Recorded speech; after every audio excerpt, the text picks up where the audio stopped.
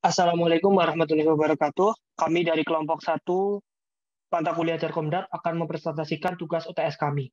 Tugas yang pertama yaitu aktifkan Wireshark dan mulailah Start Capture pada network interface yang aktif.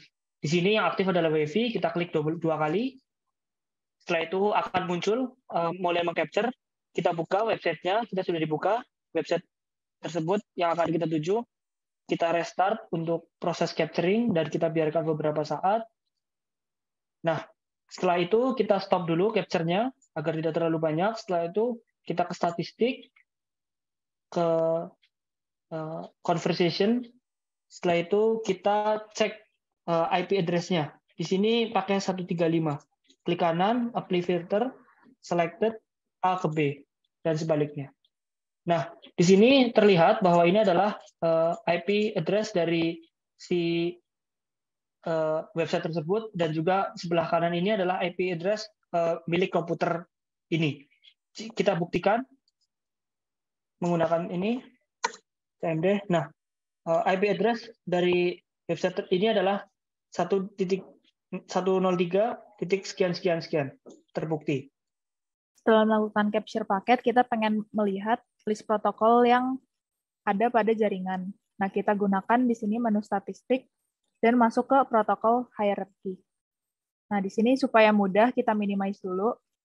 Nah, di sini terlihat ada IPv4 yang digunakan, yaitu 100%. Oleh karena itu, yang digunakan itu hanya IPv4. Nah, lalu di bawah IPv4 terdapat Transmission Control Protocol yang juga 100%.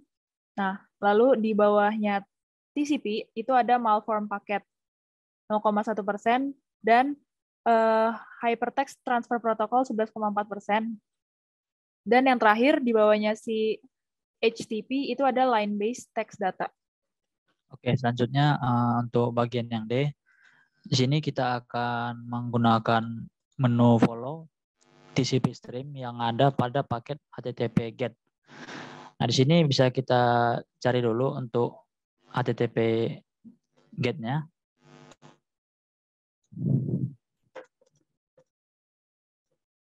Kita filter dulu. Nah, di sini ada, kita bisa pilih yang ini. Kita buka, klik kanan.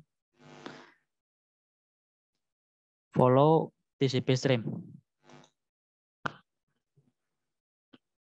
Nah, di sini terdapat bermacam informasi TCP. Nah, yang pertama itu ada menggunakan metode GET dan juga nama hostnya, lalu jenis koneksinya, dan juga yang lain-lainnya seperti status request-nya, dan juga menggunakan web server Nginx, dan juga yang lainnya. Nah, di sini selain informasi tersebut ada juga di sini codingan dari website tersebut, yaitu codingan bertipe HTML. Nah, di sini ada banyak codingannya. Jadi itu adalah informasi yang berisi di dalam follow stream pada TCP. Selanjutnya yaitu adalah pilihlah salah satu paket HTTP, kemudian pilihlah panel paket detailnya. Kita di sini cek dulu, filter dulu HTTP. Setelah itu enter, kita pilih salah satu. Nah, di sini adalah panel detailnya, ada frame, ada Ethernet, di mana Ethernet ini adalah bagian atas ini adalah dari address MAC-nya sekian, kemudian MAC address dari source-nya adalah sekian, 95 DE dan seterusnya. Dengan tipinya adalah IPv4.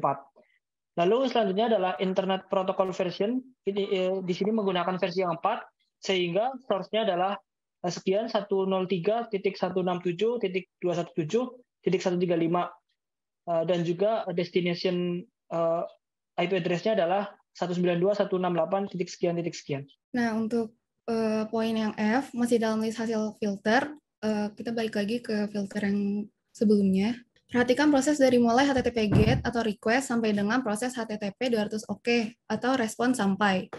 Nah, biar lebih mudah ngelihatnya, itu kita klik di filter, tambahin double N. Nah, di sini kita bisa lihat untuk HTTP GET dan HTTP 200 OK. Kemudian kita akan mengklik HTTP GET untuk melihat timestamp-nya. klik sini, terus dilihat di panel paket detail dan ke transmission control protocol.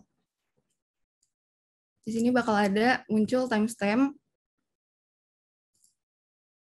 Nah, sesuai dengan yang ada di poin F, kita akan nge-apply as column dua-duanya.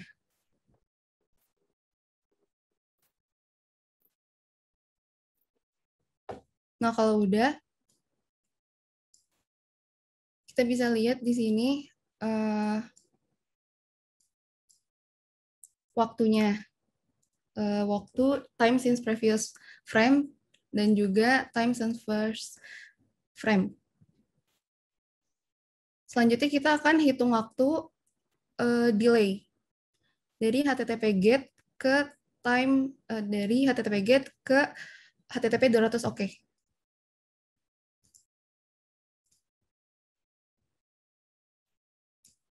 Nih, dari sini waktunya, yaitu kita ngurangin waktu dari di HTTP 200 OK-nya, yaitu 12,033761 detik dikurangin HTTP GET-nya. Itu HTTP GET. 10,7999.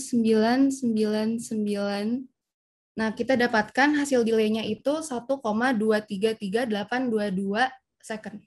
Selanjutnya, kita mau menggunakan filter buat nampilin proses yang melibatkan protokol TCP dan UDP. Kita masukin aja filternya TCP or UDP, supaya nampilin semua yang menggunakan TCP dan UDP.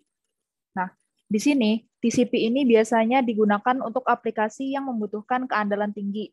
Nah, di mana si datanya itu harus dikirim dan diterima secara utuh. Misalnya kayak untuk aplikasi website, email, terus FTP, terus telnet, sama SSH.